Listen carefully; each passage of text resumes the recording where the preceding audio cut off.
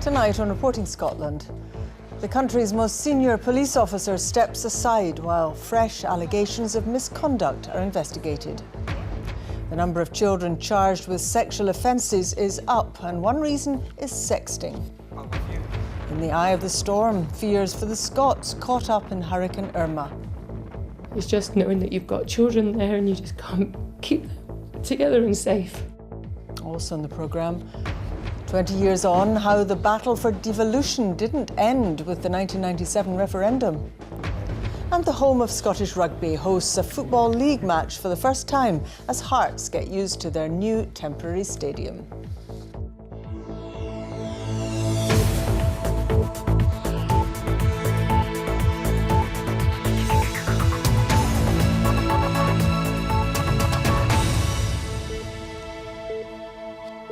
Good evening. The Chief Constable of Police Scotland, Phil Gormley, has stepped aside in response to further allegations of gross misconduct. It emerged in July that he was being investigated by the Police Investigations and Review Commissioner over bullying allegations. Mr Gormley denies the claims and says he intends to return to work when the matter is resolved. Our Home Affairs correspondent, Rival Alderson, has more. Raise your right hand, please, and repeat after me. It's just 20 months since Phil Gormley swore the oath of constable, which allowed him to take charge of the second largest police force in the UK. I recognise the scale of the challenge. He's still got 16 months of his contract to run, but there are now questions about whether he'll complete it. The Chief Constable, and he remains that while he's on what's termed special leave, is now the subject of 3 complaints. In July, the Independent Police Investigation and Review Commissioner began an inquiry following allegations made by a police superintendent of bullying, which, if proved, would amount to gross misconduct. Last month, a second complaint by a rank-and-file officer was received by the Scottish Police Authority, which is considering whether to pass it on to the PERC.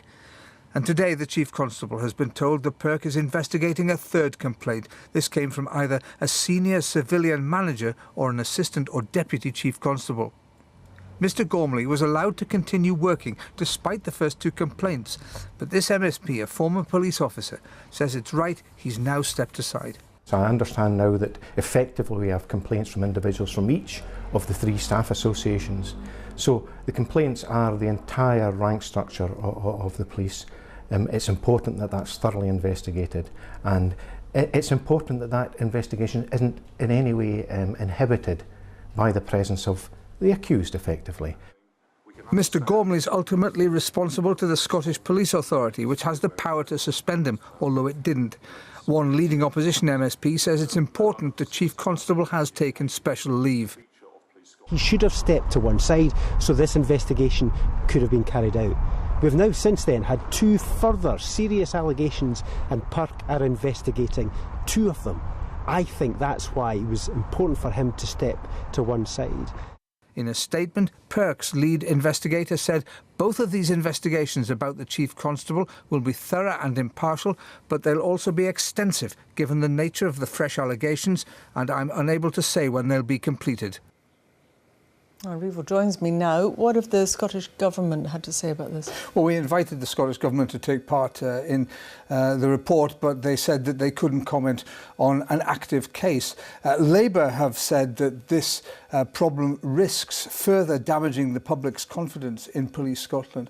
But Kenny McCaskill, the former Justice Secretary, who was in power when Police Scotland was established, said that the public can be reassured that Police Scotland will continue to do a good job in their communities. But he does say that there is an uncertainty in the leadership of the police service because, of course, the chair of the Scottish Police Authority, which oversees the police force, he is leaving, and a successor must be appointed for him because that person will be required either to oversee the activities of Mr Gormley when he returns to work or to appoint a new Chief Constable. So there are major problems. In the meantime, Ian Livingston, the Deputy Chief Constable, takes over, but he was due to leave in a couple of months' time anyway. There are some suggestions now, though, that he is going to look at his duty and stay on while these investigations continue, Sally. Rival Alderson, thank you very much.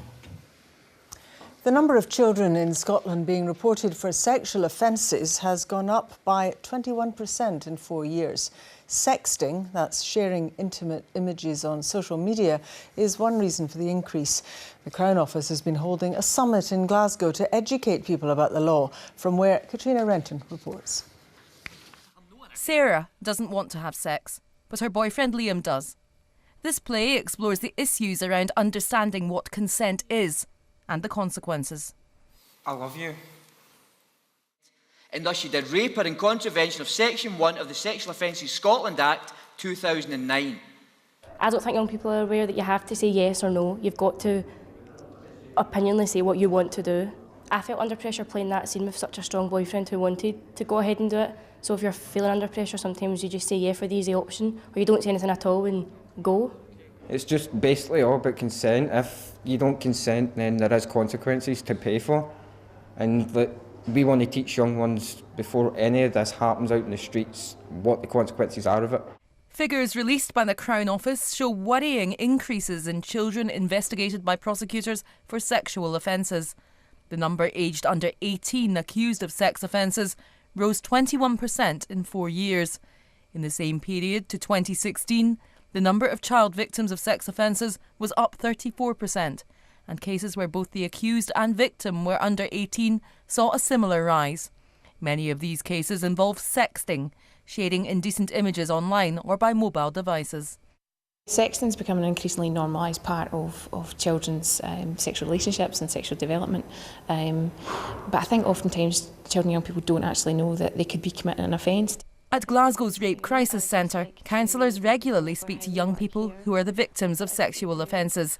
It's becoming more common to see youngsters who frequently don't know what's illegal and which could land them or their friends in court. The figures, I think, demonstrate that our young people and children would benefit from education, from support and guidance, responsibly and supportively by teachers and carers about the risks and responsibilities, the consequences of criminal offences. If you're unsure, ask your partner. The Scottish Government says it hopes to introduce teaching about sexual offences into regular classwork as part of the Curriculum for Excellence. Katrina Renton, reporting Scotland, Glasgow.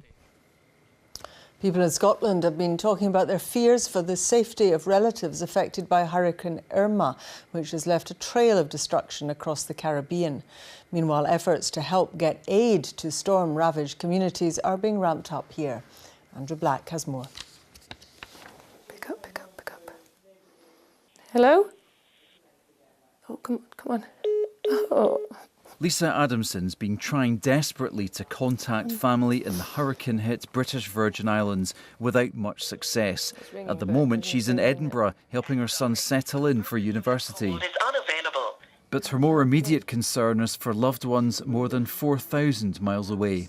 Amelia, our daughter, who's 14, was, like everybody else, very traumatised when I spoke to her. All she said was, "There's nothing here, Mummy, there's nothing here." And nothing here, nothing is standing anymore. So, it's just knowing that you've got children there and you just can't keep them together and safe, even though I know she's with my husband.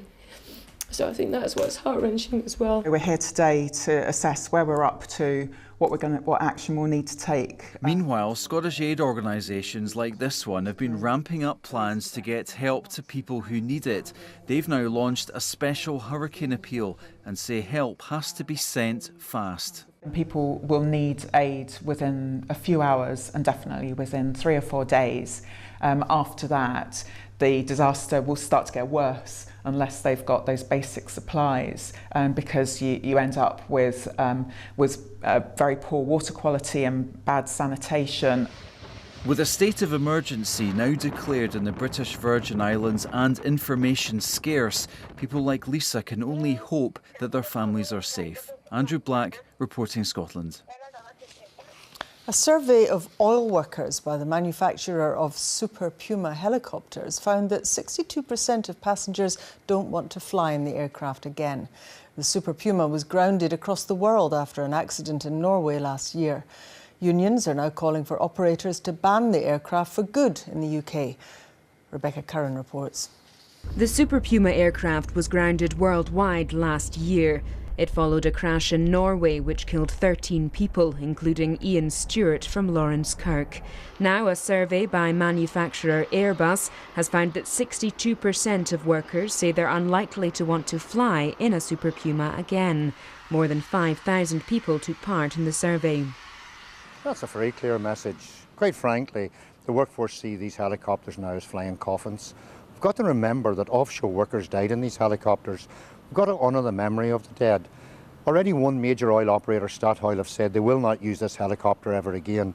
We need to break the silence from the major oil operators. They need to come out now and say the same thing. Follow that shining example of Statoil and say this helicopter will not be used again. There have been 3 fatal accidents involving Super Pumas in the North Sea since 2009. Audrey Wood's son Stuart was one of 16 men killed when a Super Puma crashed off Peterhead 8 years ago after a catastrophic gearbox failure. She wants all versions of the aircraft to be scrapped. We didn't feel that it was properly investigated, and the incident of 2016, just 7 years later, was a copycat version, and there's no way that the one in 2016 should have actually happened if the one in 2009 had been followed up properly. The 225 and L2 aircraft were recently cleared to fly in the UK by the Civil Aviation Authority, but only if extra safeguards are put in place. Airbus say the results of the survey will help to address safety concerns. Once the workhorse of the North Sea, it's now been more than a year since an H225 or L2 Super Puma has taken to the skies above Aberdeen. And it seems that Airbus have much more to do if they're to restore confidence in the aircraft. Rebecca Curran reporting, Scotland, Aberdeen. The second new aircraft carrier to be built in Scotland for the Royal Navy has been formally named the HMS Prince of Wales. Prince Charles watched his wife Camilla, Duchess of Rothesay, carry out the ceremony at Rosyth Naval Dockyard. Our correspondent David Henderson has been on board.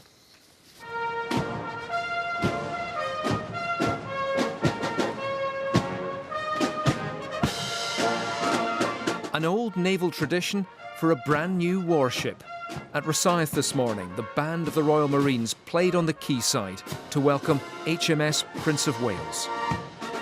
Its namesake was here today, but his wife, Camilla, Duchess of Rothesay, led this naming ceremony to mark a key moment in a vast naval project. I name this ship the Prince of Wales. God bless her and all who sail in her. So after 3 years of work, the structure of this warship is now complete. Built at Govan and other shipyards, its vast pieces were brought here by sea for assembly. Up to about 10,000 people, about 800 companies different across the UK have been involved in bringing those parts together to manufacture it. So coordinating that, putting it together in a large jigsaw puzzle to make sure that all the pieces are correct and you've not lost that one piece that you're trying to find is quite key. Walk around the ship and you can see the scale of the job that still lies ahead for the thousands of workers fitting her out. What this aircraft carrier with its huge flight deck provides is 4 acres of sovereign territory, able to sail anywhere in the world and project military power wherever it goes. One floor down from the flight deck, workers prepare the aircraft hangar.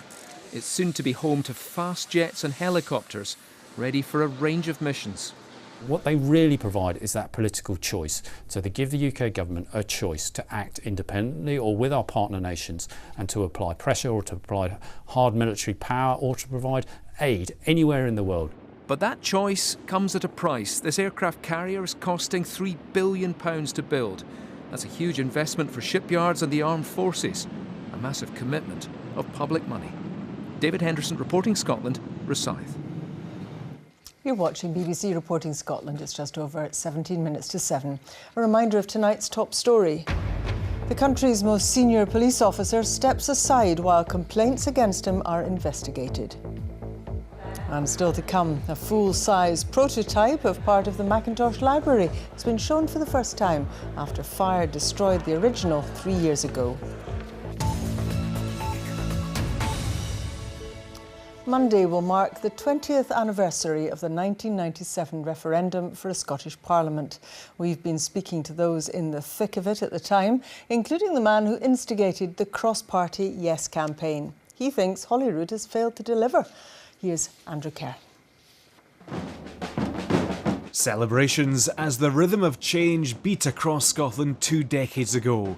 That September, the people voted yes for a new parliament and yes to tax-raising powers.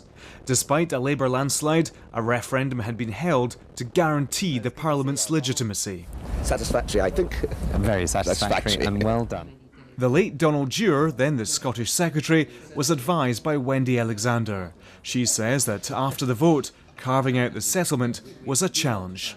It was, however, still a battle because many Whitehall departments were highly sceptical of whether it made sense to devolve back to Scotland areas that they had hitherto been in charge of. So there was a huge amount of official scepticism about whether matters beyond those of education, health and housing should also come to Scotland. Many believe the Scottish Constitutional Convention created the blueprint for the new Parliament. But Wendy Alexander says Labour in government had to do the heavy lifting, dealing with difficult decisions the Convention avoided. Not so, says one of the key members. And there's a further advantage which flows from a fairly elected Parliament. The Constitutional Convention put forward a very comprehensive package. It's hard to think that there was any major question that it didn't actually address. Compare the Convention's final report with what the government put forward in its white paper, and the overlap is considerably greater than anything that was added on or changed by the Labour government. The Convention paved the way for the 1997 vote, a landmark moment for Scotland. Well, it was the most significant development in Scottish political history since the Union of 1707. That is completely undeniable. But it certainly was an important catalyst. What I would say is a precondition, not necessarily a cause, but a precondition for the developments which have taken place since, including, of course, the more recent referendum on independence. But Professor Devine poses the question, did devolution mean the SNP lost momentum? They saw a devolved Parliament as a dead end. Their former chief executive, now a government minister, explains why the party leadership changed its mind. Dewar made a commitment to us that there would be no glass ceiling in the bill. So whatever the Scotland Bill had, it would have nothing that actually stopped the progress to independence. It wouldn't enable it. There would be no mechanism to make it happen, but it wouldn't stop it. Of course, the Conservatives continued their opposition with the No-No campaign. However, the Scottish Tories adapted, moving into second place at Holyrood. But one campaigner still believes devolution is dangerous. If we have a parliament, why don't we just have a parliament that deals with everything? And a parliament that deals with everything is the equivalent to seeking independence. But his opposite number, the man who instigated and led the cross-party Yes Yes campaign, is disappointed. Nigel Smith is looking back in anger with a withering assessment of Holyrood's progress, attacking all the parties of government. I would give it 6 out of 10. I passed, but not as good as I hoped it would be. And it's, I think, in the big areas of policy making like education, health, the economy, where I feel they disappointed a bit by the Parliament. Expectations were high 20 years ago. Whether you voted yes or no to devolution, this place is now the beating heart at the centre of the nation's politics.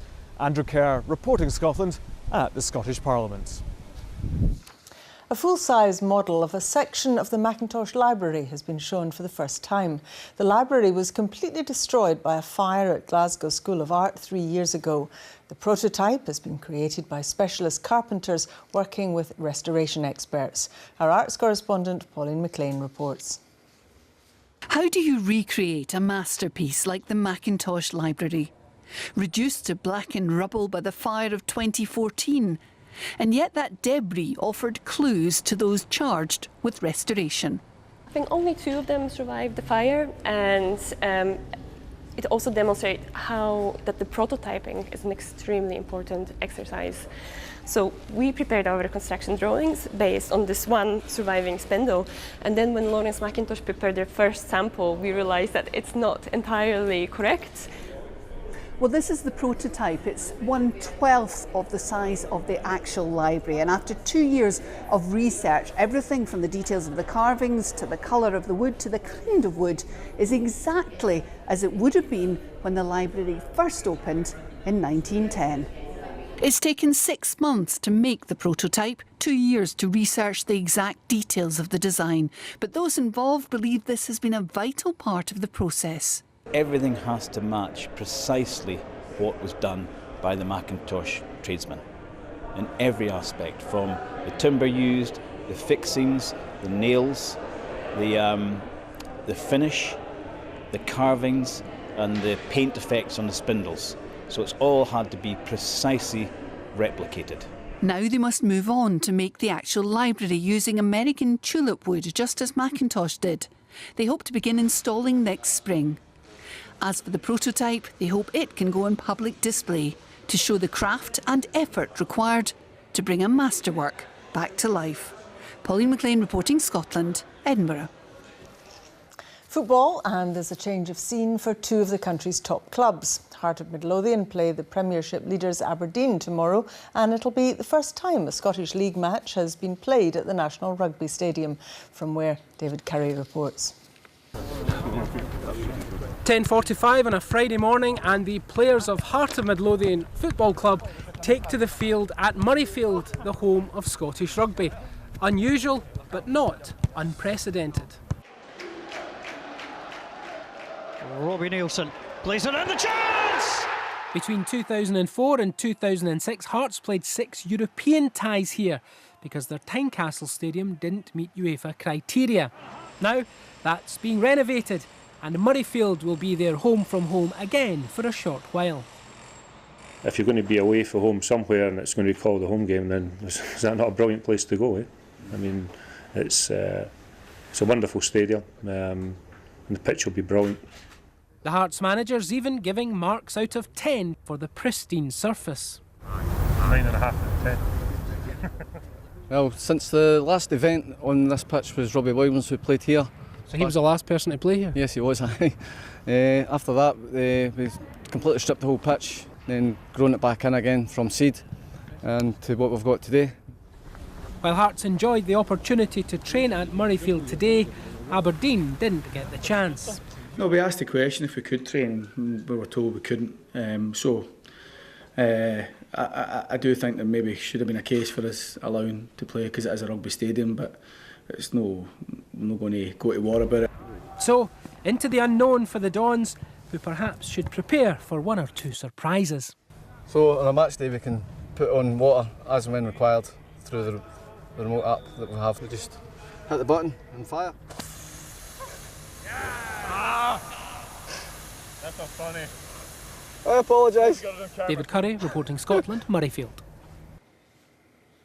A pair of ospreys in Perthshire has successfully produced chicks for the first time since being relocated from the top of an electricity pylon. An artificial nest, thought to be the highest in the world, was created to lure the birds off. Our environment correspondent Kevin Keane takes up the story. We all like a bit of fresh fish, but eating it on a high tea perch like this can be quite tricky. In fact, this isn't for the adult male holding it. It's for his new chicks, the first here since the nest was relocated. It sat for 30 years on top of this electricity pylon until engineers wanted to upgrade the network, and so experts were called in. We've got pretty good at moving nests that are in really difficult positions. Ospreys are a really easy bird for you to work with if you're an expert, and so we designed that pole, put it up, and the birds went straight to it when they came back from Africa and have nested in it each summer since.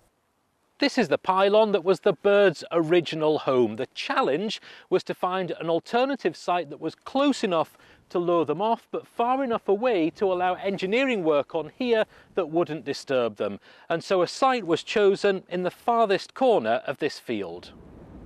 It sits at a height of 25 metres, possibly the highest artificial osprey nest in the world, and they do use it Honestly, the first year it was put up, the Ospreys had a choice of their old nest on top of the transmission tower or their new nest, and thankfully they've used the new nest every year, and it's been really great to see the results, and we're really proud of the outcome of it.